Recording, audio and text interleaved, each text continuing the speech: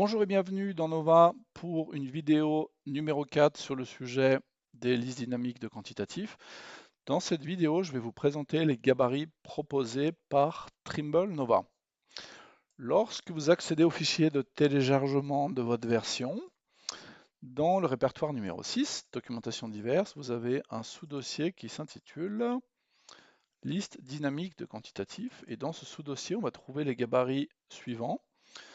Le gabarit pour les maîtres de boucle de plancher chauffant, un autre pour l'alimentation sanitaire filaire, respectivement chauffage filaire. Ensuite, on a tout ce qui est électricité, donc symbole plus chemin de cap 3D. La prochaine concerne les évacuations 3D. Ensuite, on a deux listes pour les locaux techniques 3D hydrauliques, donc l'une avec isolant, l'autre sans.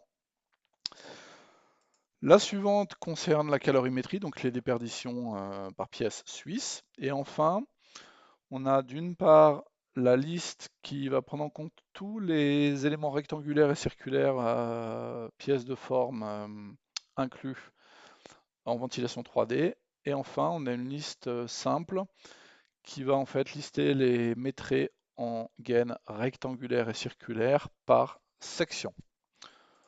On va, pour notre exemple, aller chercher la liste évacuation. Donc, je vais cliquer dans la fenêtre principale des listes dynamiques sur l'icône tout en haut à droite et je vais chercher mon fichier nvdrc.nvdrc.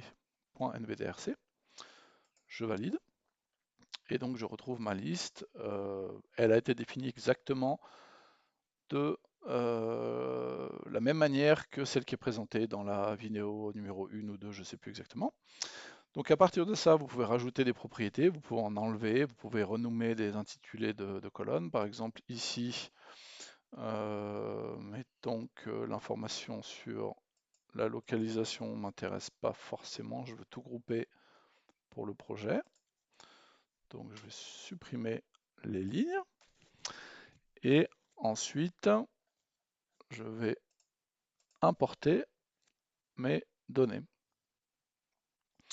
Une fois que j'ai modifié, que j'ai adapté ma liste à partir du gabarit, eh bien, je peux l'enregistrer en cliquant sur l'icône en haut à droite de sauvegarde. J'en profite pour vous montrer le filtre dans l'onglet tableau simple. Donc, dans mon exemple, je vais pouvoir, en cliquant sur le symbole de filtre en intitulé de colonne, choisir par exemple, je veux uniquement la liste eau usée ou incorporée.